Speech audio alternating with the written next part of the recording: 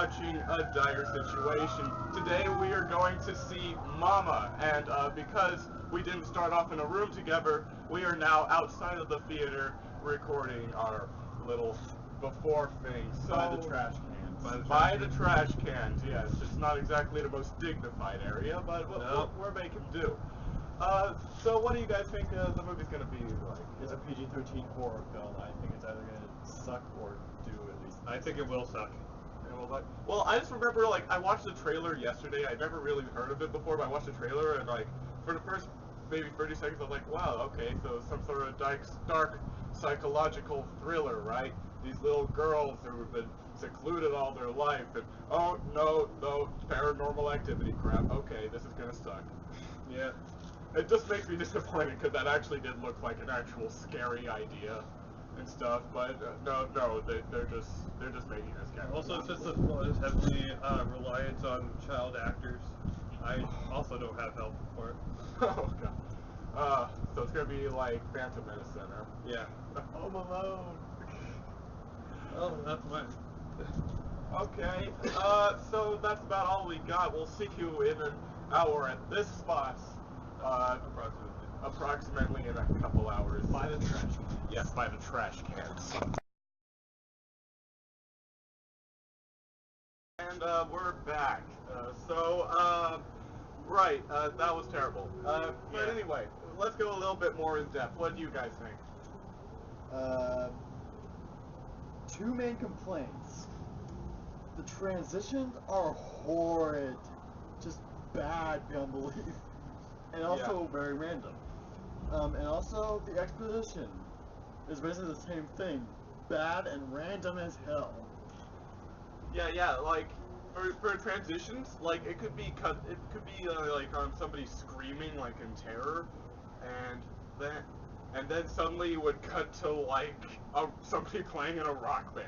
Yeah. Like it's completely jarring and incredibly hilarious. Or it just cuts to that what was it, the ShamWow guy? Oh yeah, it cuts to the ShamWow guy at one point. Yeah. It was the most hilarious. Slapjaw. And then there's also some tonal shifts in there too. Like one point it's like this horror movie with all that stuff, and then it's just the heartwarming family stuff, and then it just goes back to the horror. I feel like this movie is very confused. It doesn't know what it wants to be. And also another thing about the transitions. What was that whole like hand with the needle going in front of her face? Oh yeah, that looked like a heavy metal album. Like I don't know which one, but like there's this at one point like the main lady girl, she's like sleeping in bed, and then this giant hand with a long ass nail like sticks up in front of her face, and that transitions to like a backstory exposition. Yeah. Oh yeah, and back to exposition, like how the exposition. For instance, that wasn't a case of exposition, just random flashback due to heavy metal album. But then there's this other lady. She's like, I think she's from the government or something. So there's this like psychiatrist, right? And he's trying to figure out why the girls are so crazy and is trying to help them, right? So this lady's researching women for some reason, and comes upon this person from 1800s that she thinks is important for some reason, and it turns out she is important for some reason. Then she leads him to this place full of dead people in boxes. And then there's a dead baby in a box. There's a dead baby in a box, and then she prattles on about ghosts, and it makes absolutely no sense when you think about it. Okay, should we mention that the place where they found the baby's corpse is almost like the Indiana Jones thing at the end. Yeah, just for human corpses. It's just like the baby was taken by top neck. Yeah. Well, it's just when you think about it, like, so apparently when nobody claims a body, our government stuffs the body into a cardboard box and puts it in a giant room. There are thousands of cardboard boxes on top of these shelves. You have to think, God, that room must smell like crap. Yeah. But for whatever reason, the guy wasn't gagging or anything when he was walking in there, or like... Oh yeah, back to the ghosts. Apparently, ghosts are bent emotions. Bent emotions. That's literally what the exposition chick said, vent emotions. And they are doomed to repeat themselves until what is wrong is right. That is word for word what she says. Repeat himself. Repeat himself. Repeat himself. Even though she only repeated herself once, and she didn't even repeat it correctly. Yeah. But believe me, once the whole thing is resolved, like the dead baby is given to her, you will not expect what happened. We're not. Oh yeah. Apparently, Mama turns into Cousin It for a while. Yeah, she turns into a giant blob of hair that just crawls around the ground like. And she even does it near the end for like 3 seconds to get from here. She does the hair thing, and then she's right here. She for can no reason. fly and run like. She can run like the Flash and she can fly, but she decides to go by hair for some. Why? Was that meant to be scary?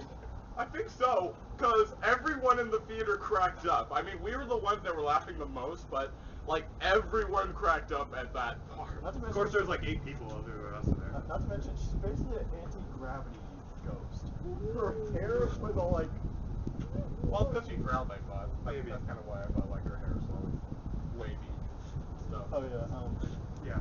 Let's talk about the uncle. How apparently he's like. Oh yeah. He's more durable than a Mortal Kombat fighter. He's got neck muscles of steel. Okay, so at one point the ghost chick, she shoves him off of the balcony. He falls down neck first onto the stairs and flips down these stairs like all the way to the bottom. And all he has is a broken arm and a coma for like a week. For a week, and they just let him out of the hospital. No neck brace or nothing. Not a neck brace. He had an arm brace. An arm brace. And that was it. I think it's because if he didn't have the neck brace, he wouldn't be able to go snooping around in the woods again for some reason that doesn't make I think that would be more scary because you can't turn your head. You have to go like this. He should be in a Mortal Kombat game. God damn, is he durable? Yeah, I know. Well, that's all I got. Well, the thing is, this movie could have been so good. Like, as I mentioned, I thought, like, for the first beginning of the trailer was like, oh, cool, a psychological thriller about these girls who were abandoned in the woods by their jackass dad, who randomly killed his wife and kidnapped his kids. Because you just do that sometimes. Sometimes you just gotta let up some steam, kill your wife. And he invented a new dance, the gyrating point. Yep, that is a dance. It's another dream sequence. Which doesn't lead into anything, really. Yeah. It's kind of pointless. Also, this movie felt really long. It did. How long was it? Like, let's see. We got in there. 11:50. So, About an hour. It's about an hour. about an hour and a half. It felt like 2.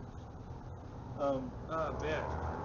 There's a long stretches of time where like almost nothing happens.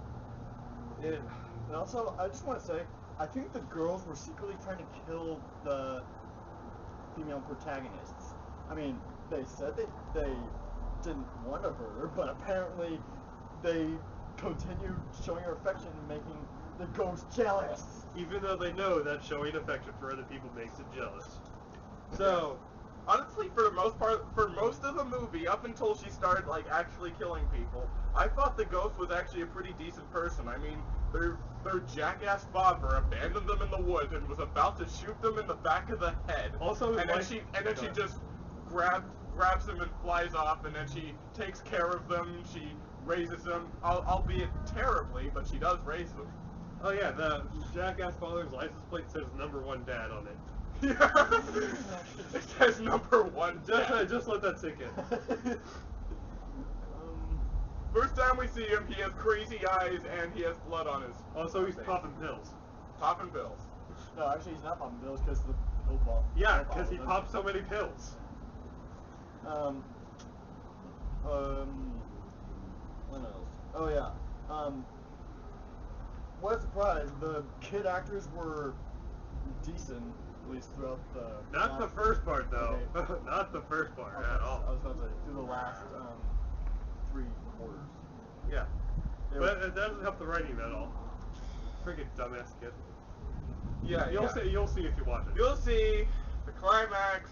one of the dumbass kids is the reason that 2 people were maimed and 1 was killed. Yeah, it could have been easily avoided. Easily. Easily. It was literally about to be resolved, and then this dumbass kid stops it all. Yeah. And Well, also, we're not gonna say how, but We're not gonna say how. and also, the mama basically just says, "F off." Spoiler. That's leading into spoiler territory. That is. That's as much as I'm going. Okay. So, I'm just gonna play this as vague as possible. Baby. There you go. That's all I got.